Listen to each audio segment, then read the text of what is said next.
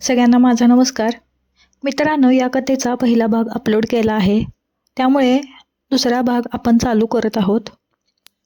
मग पुढे त्या रात्री काय झालं, सकाळी काय घडलं, चला तर ऐकूया ह्या शेवटच्या भागात.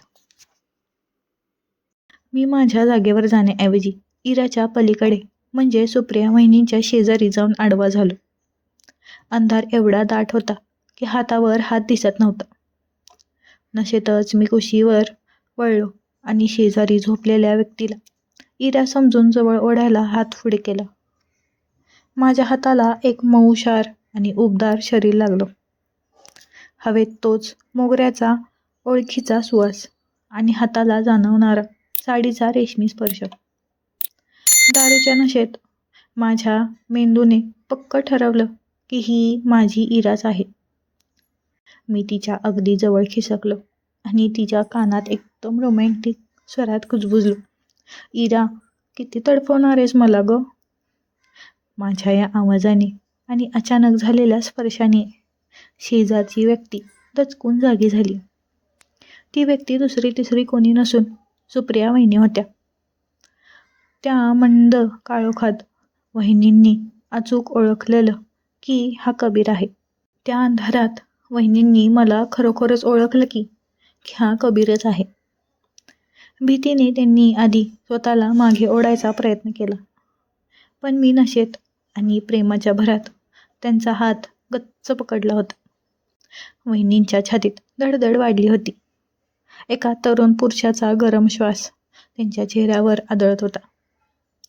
अनेक वर्ष एकटेपणाने जगणाऱ्या वहिनींच्या आतल्या सुप्त भावना या अनपेक्षित स्पर्शाने अचानक जाग्या झाल्या. कबीर, नको ना, सोड मला.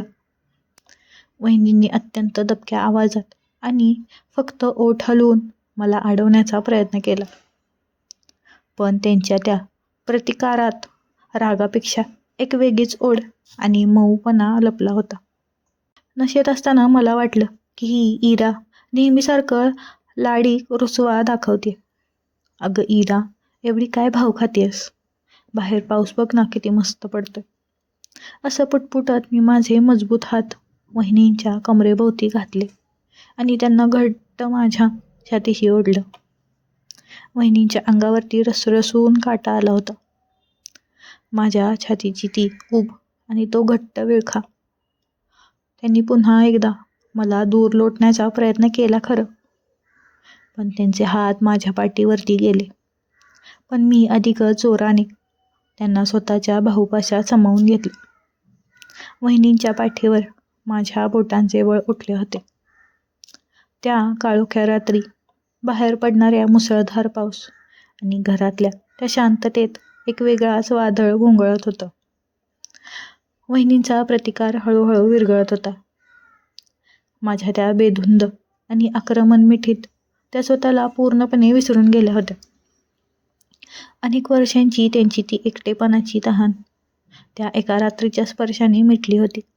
रात्रभर मी त्यांना माझी बायको समजून कुशीत धरून झोपलो आणि वहिनींनीही त्या उबदार मिठीचा मुकाट्याने स्वीकार केला.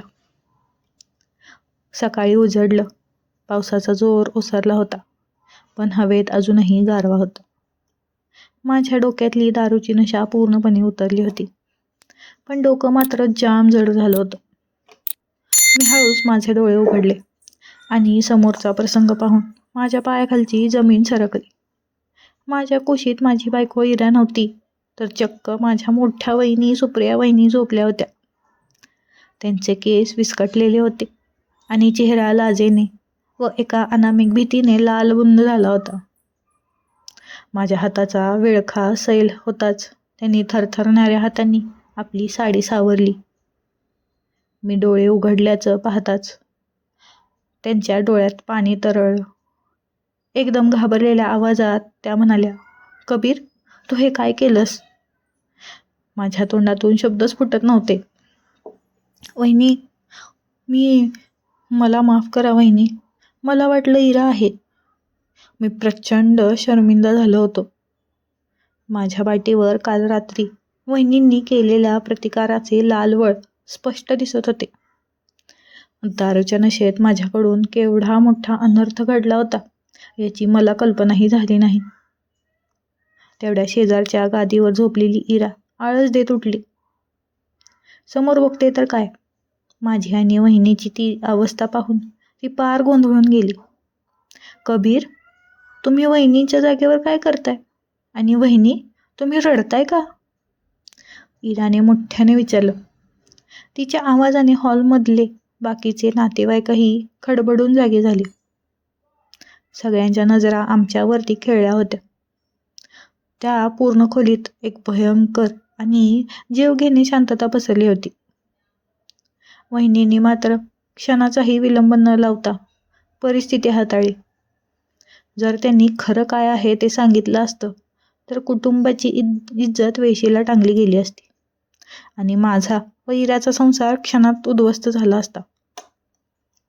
त्यांनी स्वतःला सावरलं, डोळे पुसले आणि खोटाच हसरा चेहरा करत म्हणाले, काही नाही ग इरा. कबीर रात्री नशेत पाणी प्यायला उठला होता आणि अंधारात वाट न सापडल्याने इथेच झोपला. मला अचानक कोणाचा तरी हात लागला म्हणून मी घाबरले होते, बाकी काही नाही. वहिनींच्या त्या बोलण्यामुळे माझा जीव भांड्यात पडला खरं, पण आतल्या आत मला अपराधीपणाची जाणीव झाली होती. त्या प्रसंगानंतर आम्ही सगळे पुण्यात परत आलो, पण आमच्या तिघांच्याही आयुष्यात खूप काही बदलून गेलं होतं.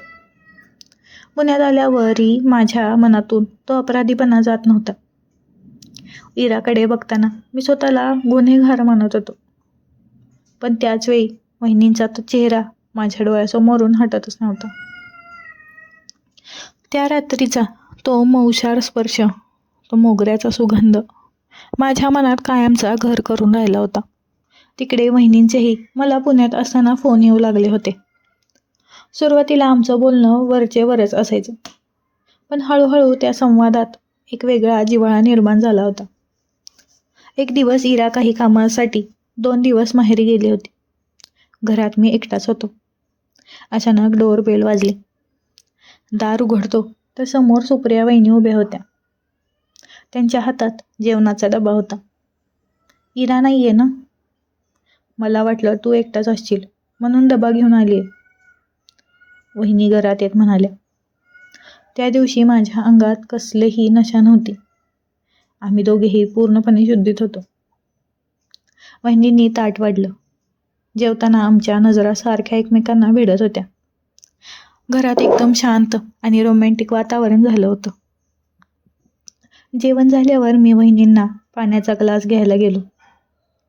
ग्लास घेताना त्यांचा हात माझ्या हाताला लागला. तोच जुना स्पर्श, तीच उष्णता आणि पुन्हा अंगावर आणून गेला तो काटा.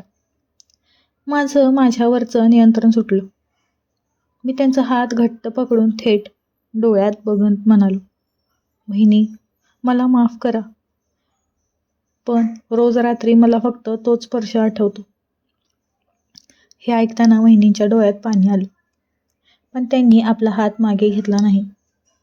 त्या अत्यंत हळुवारपणे म्हणाल्या, कबीर, त्या रात्री नशेत जे घडलं ते कदाचित चुकीचं असेल, पण माझ्या या रखरख्या आयुष्यात त्या एका स्पर्शाने मला जे प्रेम दिलंय ना, ते मी आयुष्यात कधीच विसरू शकणार नाही. आपण आपल्या मर्यादा कधीच ओलांडायच्या नाहीत, पण माझ्या मनात तुझ्यासाठी एक हक्काचा कोपरा कायम राहील. असं म्हणत त्यांनी पुढे येऊन मला एक अत्यंत भावनिक मिठी मारली. त्या मिठीत वासना नव्हती, तर 2 एकाकी जीवाचा एकमेकांविषयीचा आदर आणि समजूतदारपणा होता. आम्ही दोघेही मनोमन ठरवलं की इराचा विश्वास आम्ही कधीच मोडणार नाही. तो प्रसंग आमच्या आयुष्यातला एक अत्यंत सुंदर, रोमॅन्टिक आणि कधीही न उलगडणारं गुपित बनून आमच्या मनात कायमचा जपून राहील. मित्रांनो, तुम्हाला ही कथा कशी वाटली हे मला कमेंटमध्ये नक्की सांगा. आणि हो, जर कथा आवडली असेल तर चॅनेलला सबस्क्राईब करा, कथा शेअर करायला विसरू नका. भेटूया पुढच्याच अशा एका व्हिडिओमध्ये. तोपर्यंत धन्यवाद.